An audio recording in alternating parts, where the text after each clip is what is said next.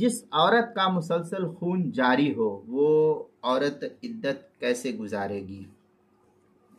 چنانچہ اگر کسی عورت کو مسلسل خون جاری ہو اور بند ہی نہیں ہوتا ہو اور اس کو اپنے حیض کے ایام بھی معلوم نہ ہو تو اس کی عدت 7 ماہ میں پوری سمجھی جائے گی۔ 7 ماہ میں اس عورت کی عدت پوری شمار کی جائے گی۔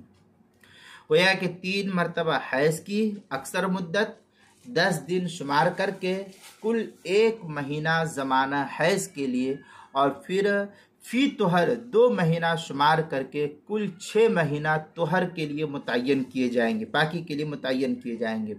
اس طرح سب ملا کر 7 مہینہ ہو جائیں گے۔ اسی پر فتویٰ دیا گیا ہے۔ چنانچہ اس سلسلے میں تفصیل دیکھنی ہے تو آپ قاموس الفقہ کی 4 جلد صفحہ 377 پر دیکھ سکتے ہیں۔ در مختار میں ہے وَأَمَّا مُمْتَدَّةُ الْحَيْضِ فَالْمُفْتَى بِهِ كَمَا فِي حَيْضِ الْفَتْحِ تقدير طهرها بشهرين فستة أشهر لأطهار و3 حيض